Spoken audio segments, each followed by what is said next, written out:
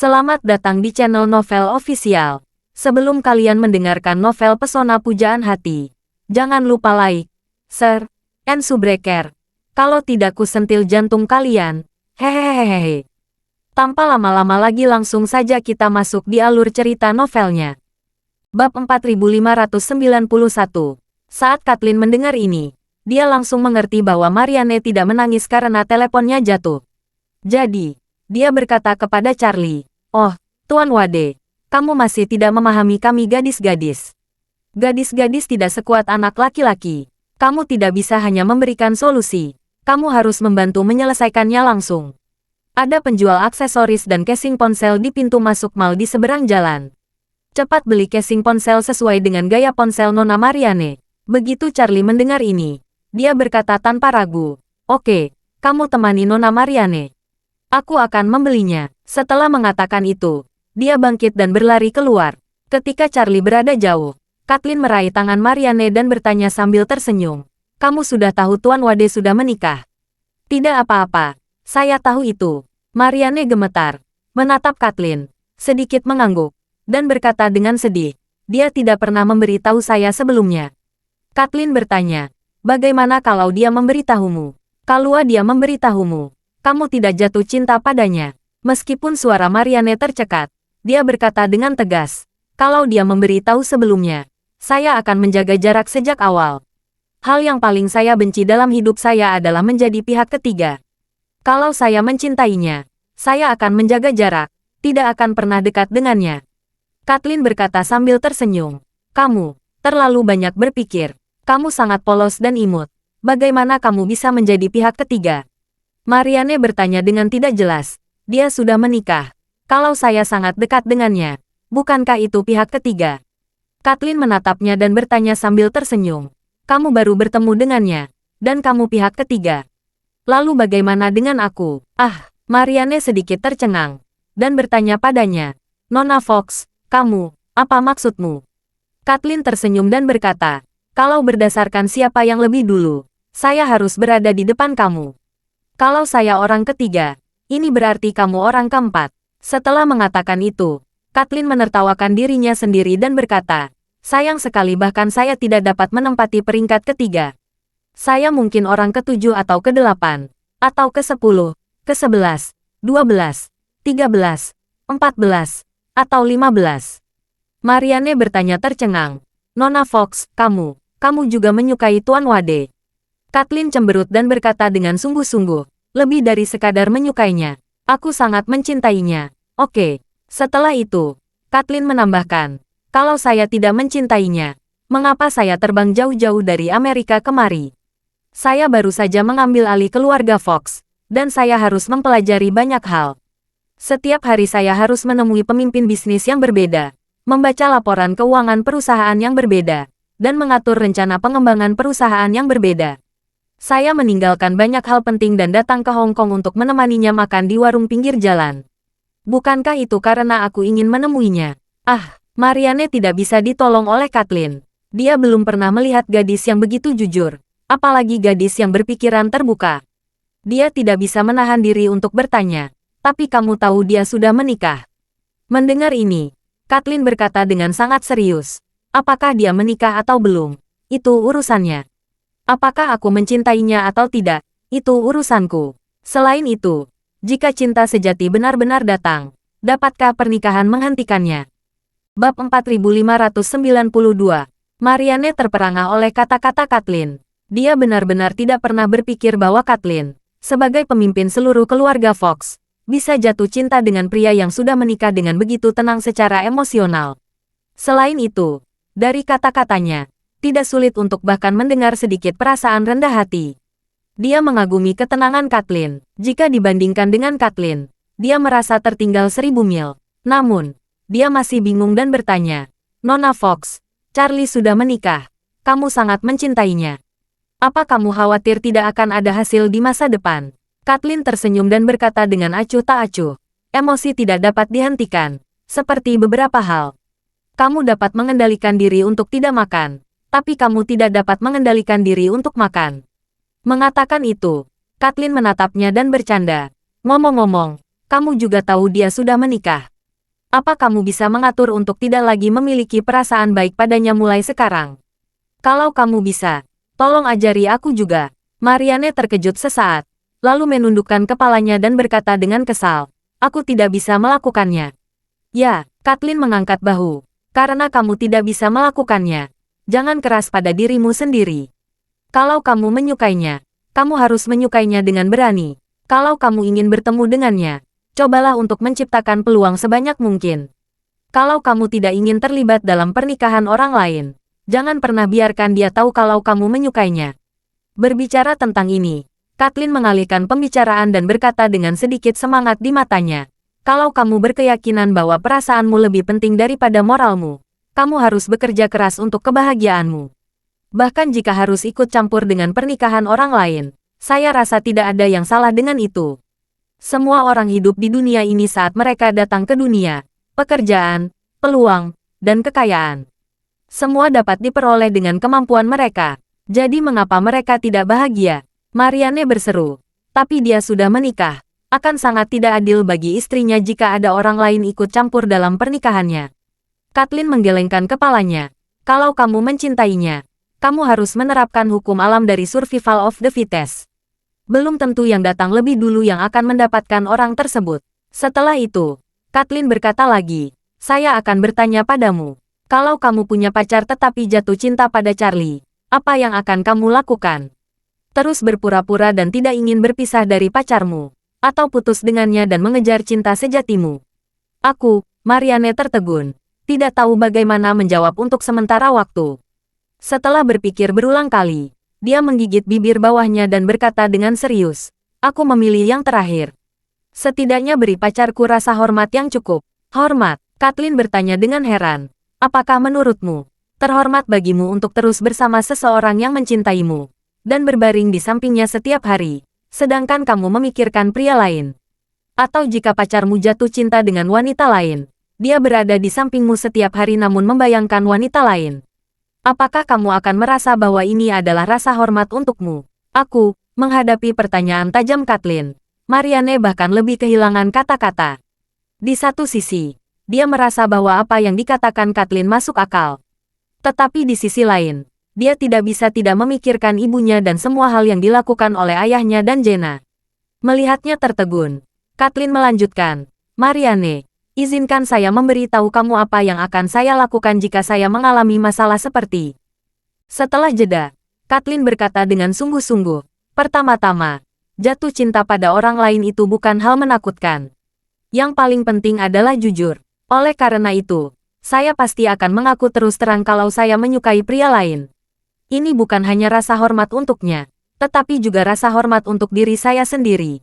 Setelah itu, Kathleen berkata lagi, tentu saja, proses semacam ini harus sesuai dengan prinsip dasar. Saya tidak akan pernah menahan pacar saya sebagai cadangan saat saya mengejar orang yang sangat aku suka itu. Lalu tunggu sampai aku berhasil mendapatkannya sebelum menendang pacarku.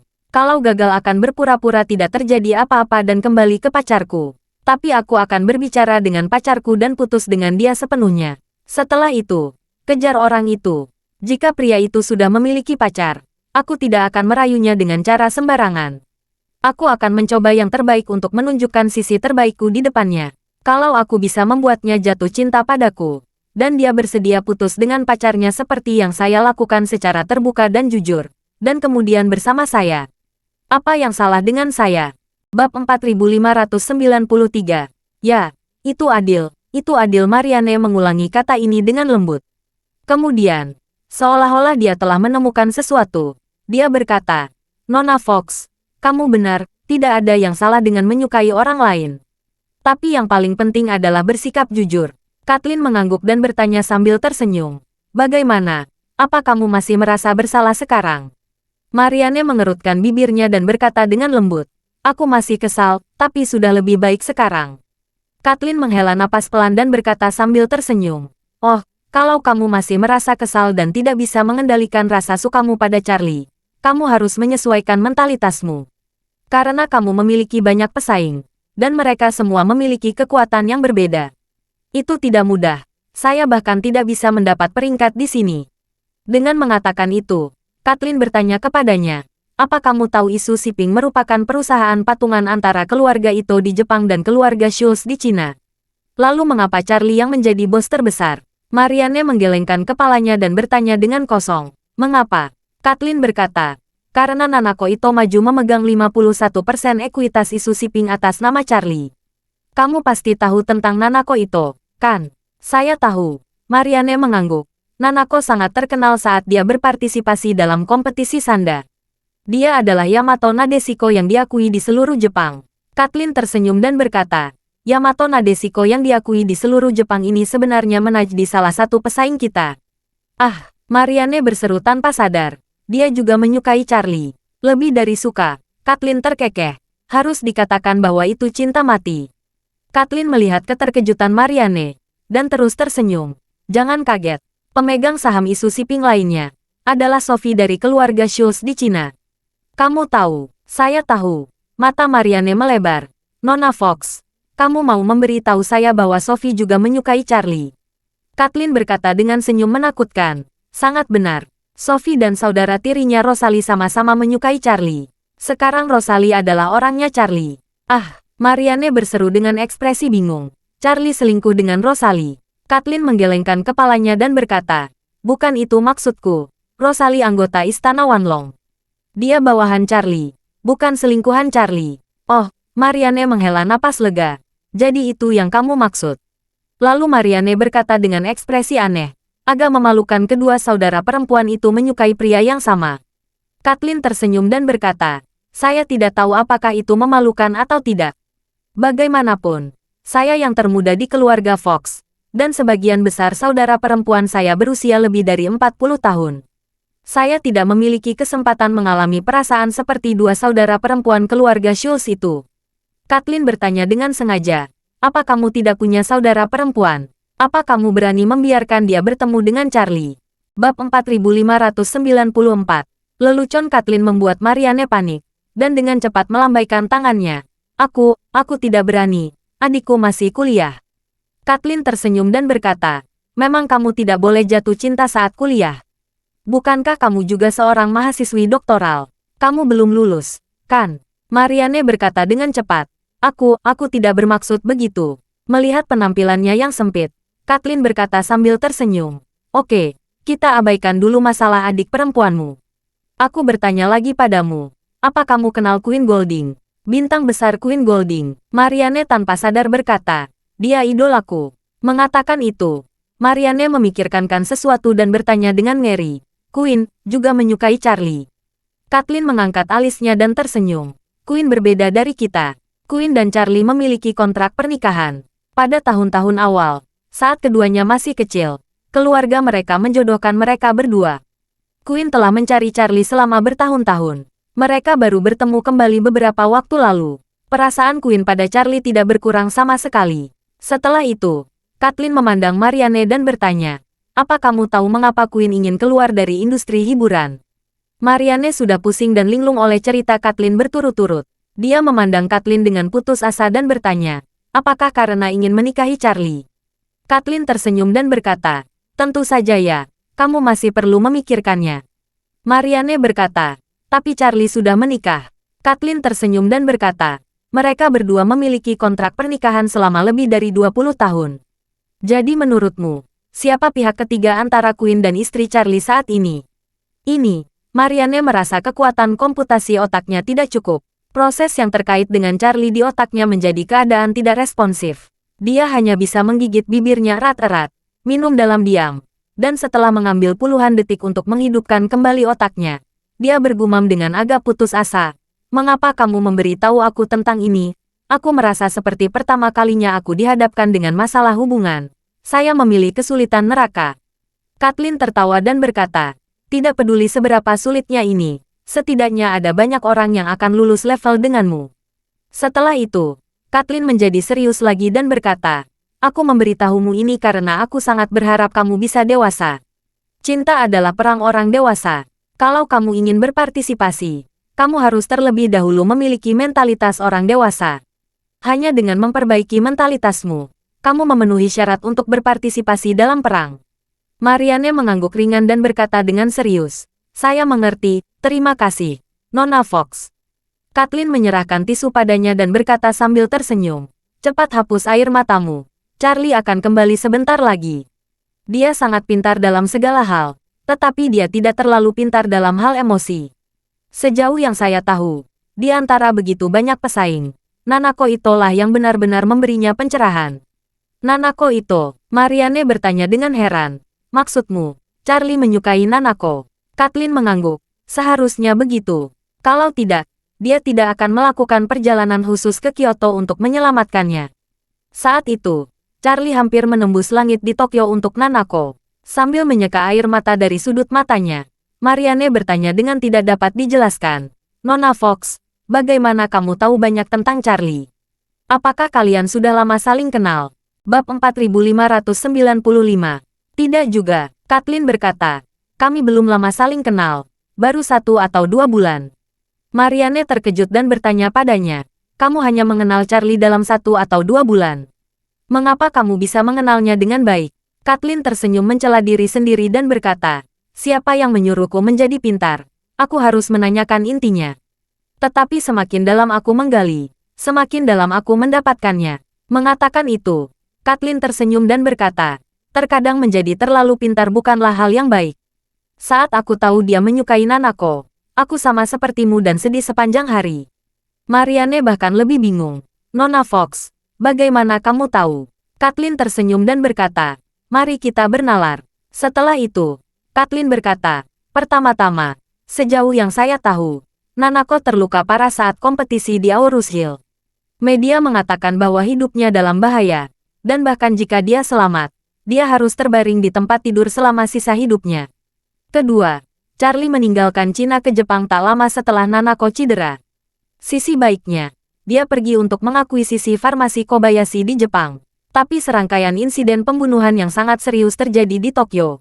Bahkan ayah Nanako, Yahiko Ito, hampir kehilangan nyawanya dalam insiden itu. Kamu tahu apa yang menarik?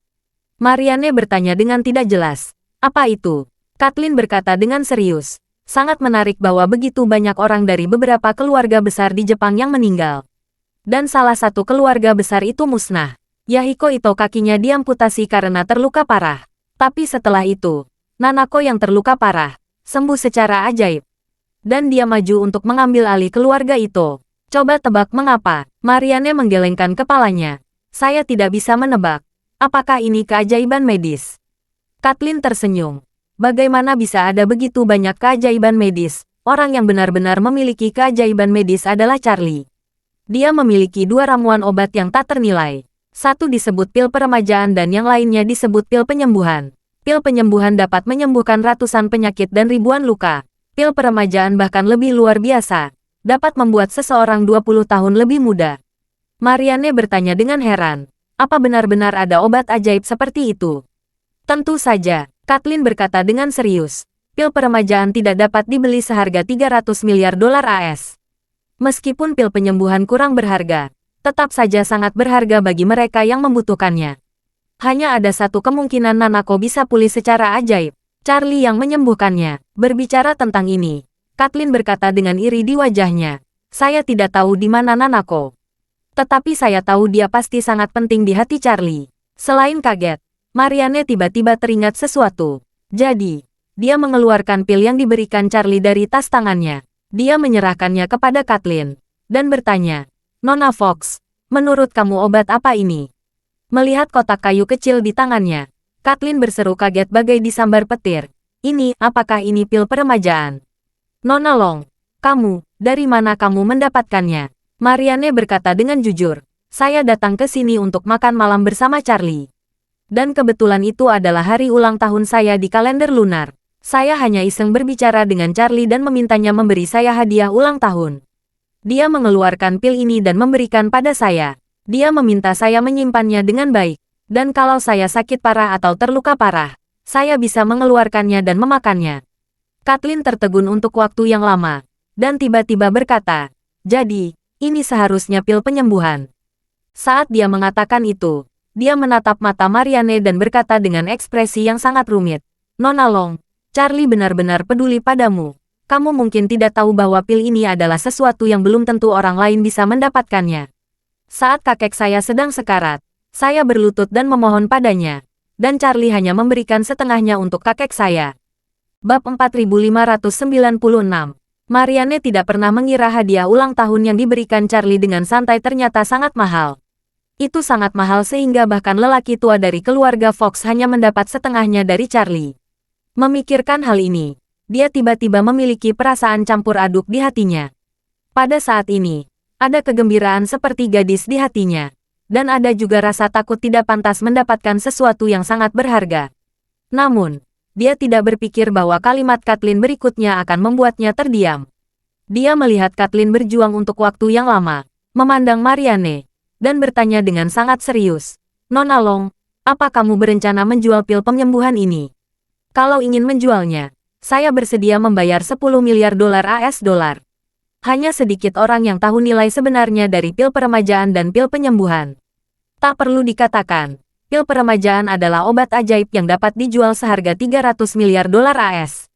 Sedangkan pil penyembuhan adalah produk luar biasa yang dapat menyembuhkan ratusan penyakit dan ribuan luka. Bahkan orang yang sekarat dapat hidup selama 3 hingga 5 tahun. Untuk orang yang putus asa, dia bahkan rela menukar 5 tahun hidup dengan 50.000 yuan. Seperti orang-orang muda yang menjual ginjal hanya untuk membeli iPhone, dengan 20.000 hingga 30.000 yuan. Atau bahkan mengurangi harapan hidup lebih dari 10 tahun. Namun, bagi orang-orang di puncak piramida yang telah menguasai kekayaan puncak dunia, mereka akan rela menghabiskan 1 miliar atau bahkan miliaran dolar untuk memperpanjang hidup mereka bahkan hanya untuk 1 tahun. Kathleen berharap dia bisa membeli pil ini secara gratis dari belajar. Jika ada yang tidak beres dengan kakeknya, dengan pil ini, dia dapat memastikan kakeknya dapat melewati kesulitan dengan aman. Oleh karena itu, bahkan 10 miliar dolar AS tidak ada artinya bagi Kathleen. Baginya, jika dia dapat membeli pil penyembuhan dengan harga ini, itu dapat dianggap sebagai kesepakatan yang sangat bagus. Kulit kepala Marianne mati rasa. Dia tidak percaya bahwa hadiah ulang tahun yang Charlie berikan padanya, di mata Kathleen akan bernilai 10 miliar dolar AS. Ayahnya bekerja keras sepanjang hidupnya untuk menciptakan kekayaan hampir 10 miliar dolar AS. Dan sekarang, pil yang diberikan Charlie dapat dengan mudah sepadan dengan usaha hidup ayahnya. Ini mengejutkan Marianne yang tidak tahu harus berkata apa. Setelah ragu-ragu lagi dan lagi, Marianne berkata dengan nada meminta maaf. Maaf, Nona Fox, pil ini hadiah ulang tahun dari Charlie.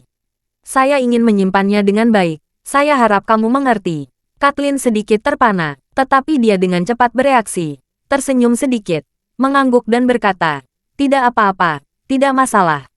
Ini hadiah darinya, pasti sangat berarti bagimu. Kathleen tiba-tiba merasa sedikit sedih. Dia tahu bahwa dalam pikiran Charlie, dia tidak lebih penting dari Queen dan Nanako. Tapi dia tidak mengerti mengapa dia bahkan tidak sepenting Marianne dalam pikiran Charlie. Dia bertanya pada dirinya sendiri di dalam hatinya. Mengapa Charlie dan Marianne baru mengenal satu sama lain selama beberapa hari? Mengapa Charlie begitu baik padanya? Memikirkan hal ini, dia menatap Marianne lagi. Harus saya akui bahwa Marianne memang sangat cantik. Gadis yang biasanya sedikit dingin dan sangat cantik ini terlihat semakin menyedihkan setelah menangis. Tetapi Kathleen merasa bahwa dia tidak lebih buruk dari Marianne. Pada saat ini, Marianne melihat Kathleen menatapnya dengan linglung, dan tidak bisa menahan diri untuk bertanya. Nona Fox, kamu tidak marah padaku, kan? Kathleen dengan cepat menggelengkan kepalanya. Tidak, tentu saja tidak. Bab 4597. Mengatakan itu, dia menunjuk ke kotak kayu kecil di tangan Marianne, dan memberi saran. Nona Long, lebih baik kamu simpan pil obat ini. Benda ini tak ternilai harganya. Sebaiknya kamu tidak memberitahu orang lain tentang hal ini. Oke, Marianne mengangguk, meletakkan kotak kayu kecil di dekat tubuhnya, dan segera mengingat sesuatu. Dia bertanya kepada Kathleen, ngomong-ngomong, Nona Fox, bagaimana kamu tahu banyak tentang Charlie? Sepertinya kamu sangat mengenalnya. Kathleen tersenyum mencela diri sendiri, dan berkata, saat saya berada di Aurus Hill, saya diam-diam menyelidiki situasinya. Dan dengan beberapa nalarku sendiri, banyak hal yang bisa aku ketahui. Marianne tidak bisa tidak mengagumi. Nona Fox sangat pintar. Kalau itu saya tidak akan pernah memikirkan ini. Kamu cerdas. Kathleen tersenyum dan menggelengkan kepalanya. Tidak ada gunanya menjadi pintar. Saat dia mengatakan itu, ekspresinya tiba-tiba membeku. seolah dia ingin memahami sesuatu. Faktanya, Kathleen tahu bahwa Charlie sepertinya selalu memiliki jarak terhadapnya. Sebelumnya, dia tidak pernah ingin mengerti mengapa, dan berpikir bahwa dia sengaja menggunakan nama samaran Feyerzen untuk menipu Charlie, membuat Charlie tidak puas dengan dirinya. Namun, pada saat ini, dia tiba-tiba memahami sesuatu. Mungkin alasan Charlie menjaga jarak tertentu dari dirinya adalah karena Charlie menganggap dirinya terlalu pintar. Untuk seseorang dengan banyak identitas seperti Charlie, dia tidak ingin orang lain tahu terlalu banyak tentang dia. Dan karena dirinya terlalu pintar dan dapat mengumpulkan dan menyimpulkan rahasia tersembunyi dari berbagai petunjuk, dirinya pasti akan membawa banyak rasa krisis tertentu bagi Charlie. Oleh karena itu, wajar bagi Charlie menjaga jarak tertentu dari dirinya. Memikirkan hal ini, Kathleen tiba-tiba merasa kesal. Orang sering mengatakan bahwa menjadi pintar disalahartikan sebagai terlalu pintar, dan dia mungkin menjadi cara lain untuk menafsirkan kalimat ini. Pada saat ini, Kathleen melihat Charlie berjalan di seberang jalan. Jadi, dia buru-buru berbisik kepada Marianne. "Nona Long, Tuan Wade sudah kembali. Jangan biarkan dia tahu apa yang baru saja kita bicarakan." Marianne mengangguk cepat. "Nona Fox, jangan khawatir. Saya mengerti." Segera, Charlie berjalan kembali dengan casing ponsel yang baru dibeli. Dia tidak punya waktu untuk duduk. Dia langsung meletakkan casing telepon di depan Marianne dan berkata, "Nona Marianne, coba casing telepon ini. Saya sengaja membeli yang buram agar bagian retak di belakang tidak terlihat." Setelah Marianne mendapat ceramah dari Kathleen dan mengetahui nilai dari pil penyembuhan, kekesalan sebelumnya telah tersapu, digantikan oleh semacam emosi yang tulus. Melihat Charlie membelikan dirinya casing ponsel, dia merasa sedikit malu. Dia mengangguk dan berkata, "Terima kasih, Tuan Wade." Melihat suasana hatinya telah banyak tenang, Charlie merasa lega, dan tersenyum sedikit. Dia memperingatkan, "Kalau kamu tidak ingin mengganti telepon baru, yang terbaik adalah menggunakan casing telepon, agar tidak tergores." "Saya tahu Tuan Wade." Marianne mengangguk lagi dan lagi. Dia segera melepas casing telepon dan memasangnya di teleponnya yang rusak. Casing telepon pas dan sangat praktis. Bahkan ada pola kartun di bagian belakang, yang merupakan anak anjing kartun yang sangat lucu.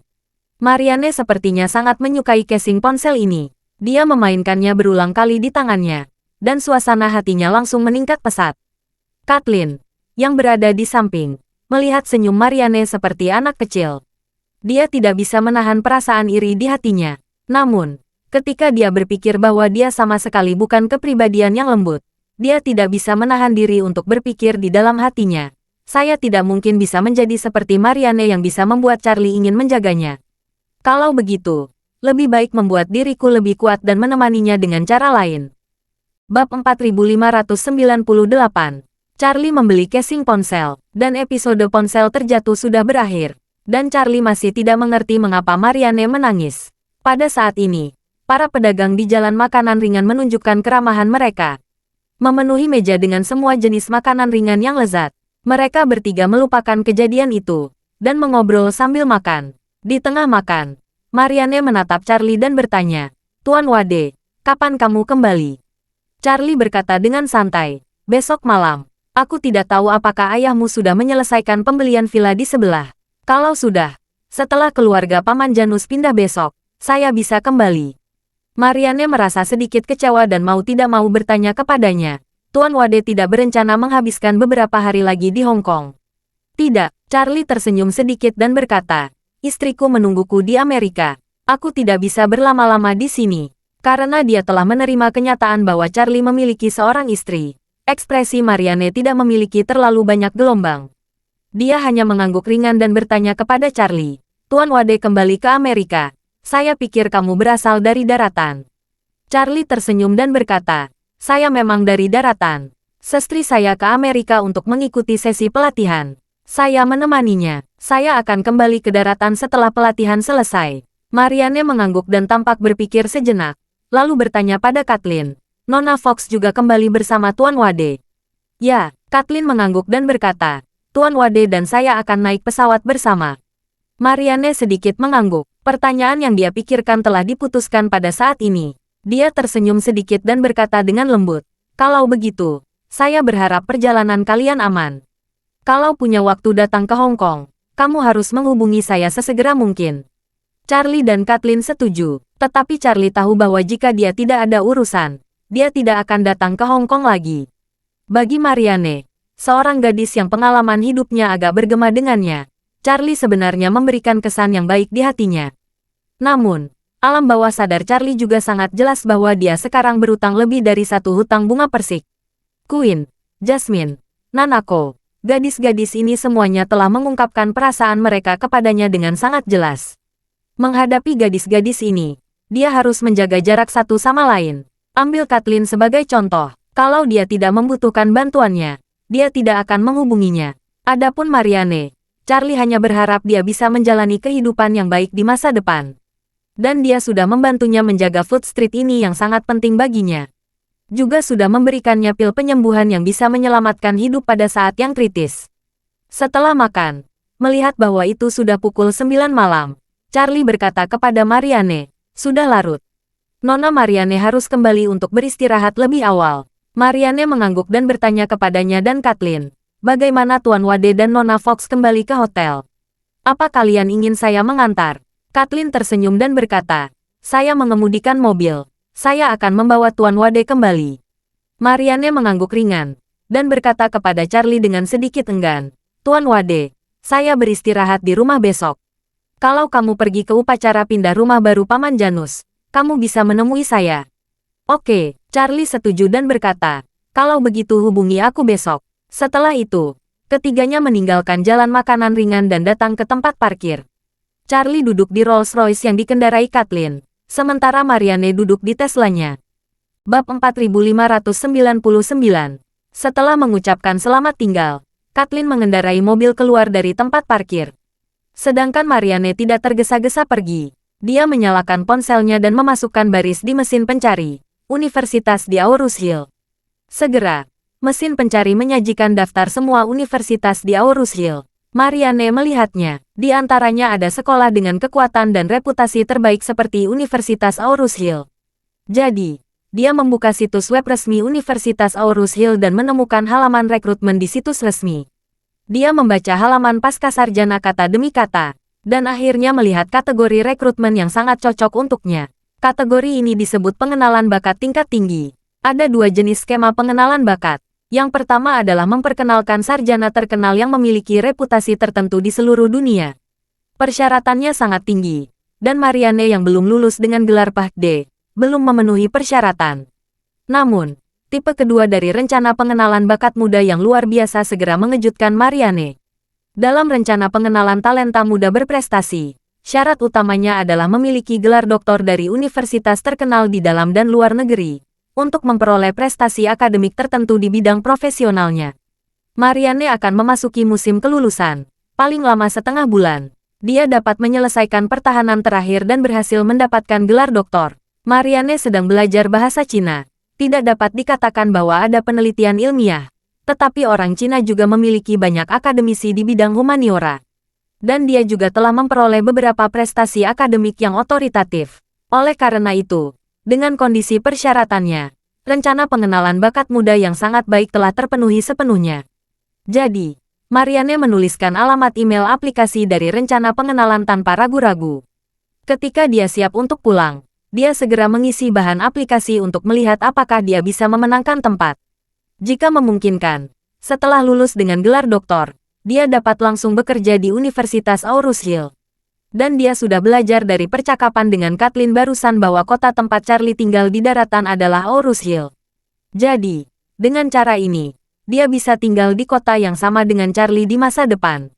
Memikirkan hal ini, mentalitasnya tiba-tiba menjadi cerah dalam sekejap. Dan suasana hatinya juga meningkat pesat. Dia berencana tidak memberitahu siapapun tentang keputusan ini, terutama untuk tidak memberitahu Charlie. Cobalah untuk mendapatkan pemberitahuan penerimaan dari Universitas Aarhus Hill dengan lancar, dan kemudian terbang ke Aarhus Hill tanpa ragu untuk mengejutkan Charlie. Meskipun dia sudah tahu bahwa Charlie sudah menikah, tetapi sekarang dia hanya ingin memiliki lebih banyak kesempatan untuk bertemu Charlie. Solusi terbaik saat ini adalah bekerja di Aarhus Hill. Setelah mengambil keputusan, Marianne pulang dengan hati yang gembira.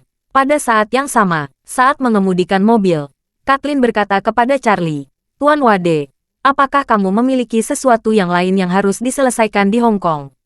Charlie menggelengkan kepalanya dan berkata, tidak. Setelah keluarga Paman Janus pindah dengan lancar, saya sudah selesai. Kathleen bertanya kepadanya, apakah kamu tidak ingin berkomunikasi dengan Tuan Campbell tentang hal berikutnya?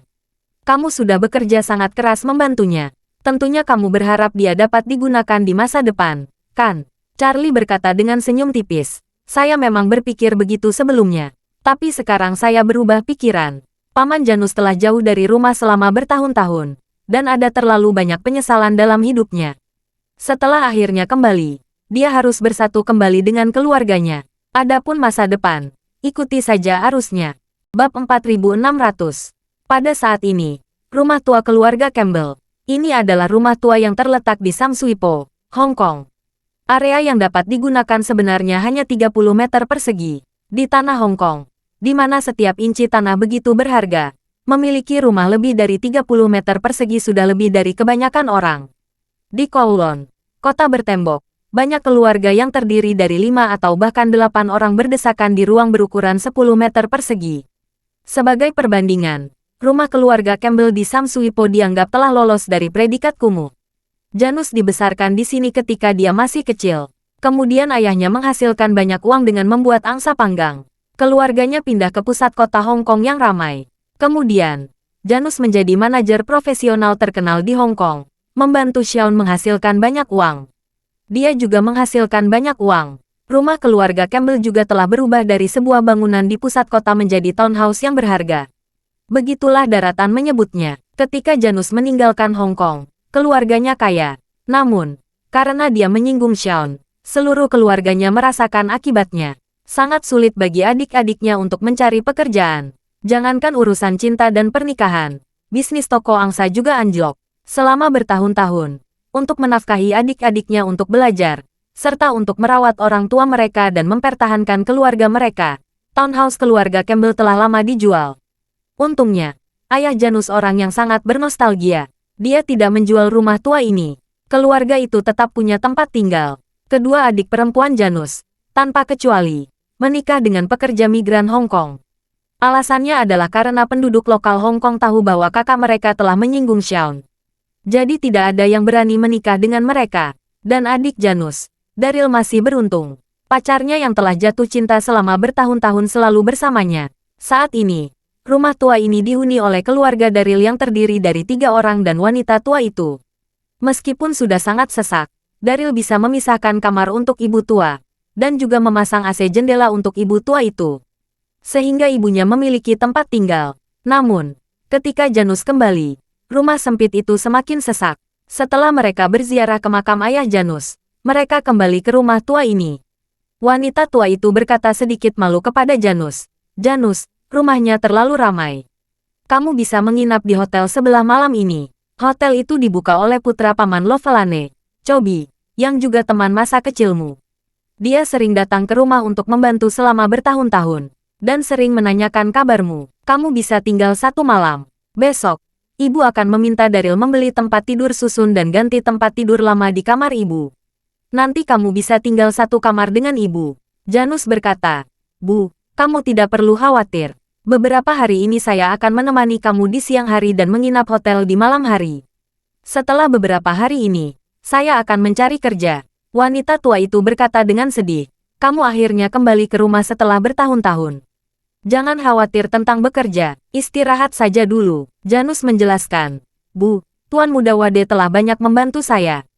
Selama saya masih memiliki sedikit kekuatan dan selama dia menyukainya, saya berencana bekerja untuknya. Sebagian besar bisnisnya ada di daratan. Kalau dia membutuhkan saya mungkin akan pergi ke daratan untuk bekerja. Dengan mengatakan itu, Janus mengeluarkan uang tunai $30.000 AS dari barang bawaannya. Dia menyerahkannya kepada adiknya Daryl, dan berkata, Daryl, saya tidak menyimpan banyak uang selama bertahun-tahun. Saya sudah menyerahkan restoran angsa panggang ke Angus. Saya membawa $30.000 AS ini. Kamu simpan uang ini untuk pengeluaran keluarga. Terima kasih sudah mendengarkan cerita novel Pesona Pujaan Hati. Sampai jumpa di novel selanjutnya.